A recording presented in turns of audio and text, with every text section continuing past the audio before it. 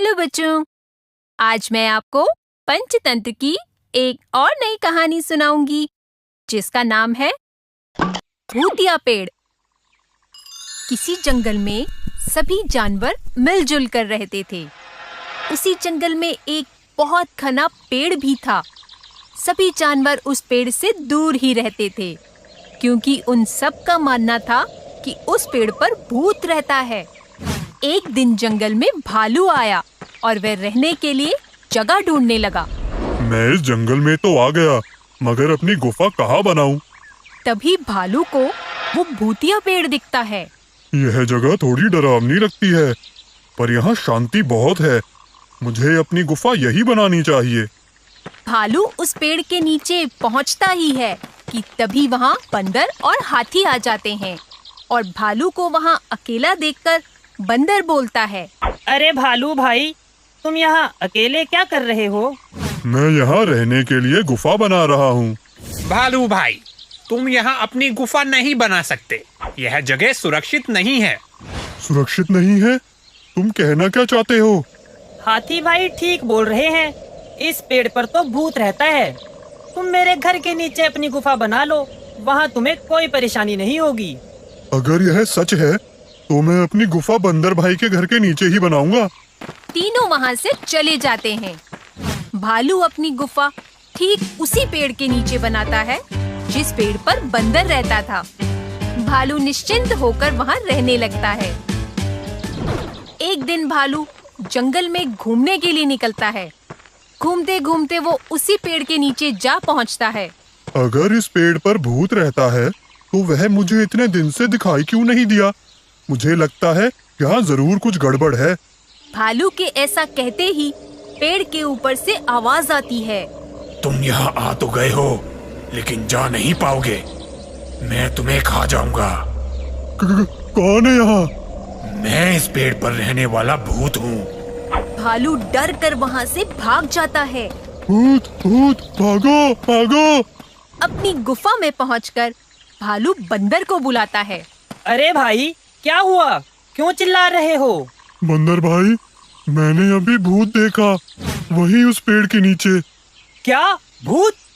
मैंने तुम्हें वहाँ अकेले जाने से मना किया था। तुम अभी इस जंगल में नए हो और वो भूत तो बहुत खतरनाक है। उसने पहले भी कई जानवरों को नुकसान पहुँचाया है। मुझे तुम्हारी बात मान लेनी चाहिए थी। आज के बाद मैं कभी भी वहाँ अकेला नहीं जाऊंगा। भालू अब उस पेड़ के पास कभी अकेला नहीं जाता था। एक दिन भालू को जंगल में एक गोरिल्ला दिखता है। लगता है ये गोरिल्ला जंगल में नया आया है, वरना आज से पहले तो मैंने इसे कभी नहीं देखा। भालू उसके पीछे चल पड़ता है। कुछ दूर जाने के बाद भालू देखता है कि गोरिल्ला उसी पेड़ पर चढ़ जाता है जिस पेड़ पर भूत रहता है। यह देखकर भालू बंदर के पास जाता है। बंदर भाई, मैंने अभी अभी ये गोरिल्ले को भूत वाले पेड़ पर चढ़ते हुए देखा। शायद वह इस जंगल में नया है।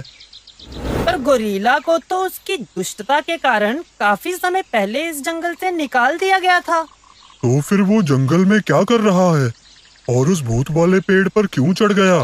क्या वो नहीं जानता कि उस पेड़ पर भूत रहता है? बंदर सोच में पड़ जाता है। वह समझ जाता है कि पेड़ के भूत के पीछे कोई गहरा राज छुपा है। बंदर रात को भूतिया पेड़ के पास ही एक पेड़ पर चढ़कर छुपकर चिल्लाता है, अरे वाह, बहुत दिनों के बाद किसी गोरिल्ले की खुशबू आ रही है। आज तो पेट भर कर खाऊंगा और यह गोरिल्ला तो मुझे देख भी नहीं सकता क्योंकि मैं तो भूत हूँ। गोरिल्ला ये सब सुनकर डर जाता है।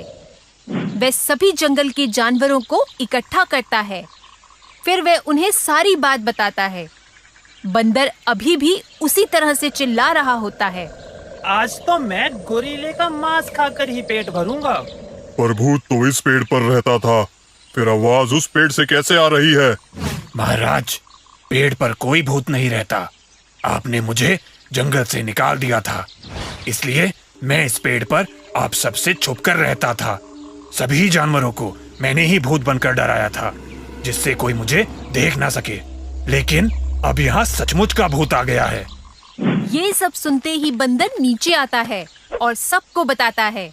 यहाँ कोई भूत वूत नहीं रहता।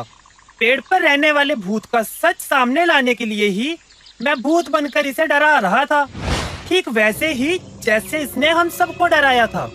गोरिल्ले का झूठ पकड़ा जाता है और उसे जंगल से बाहर निकाल दिया जाता है।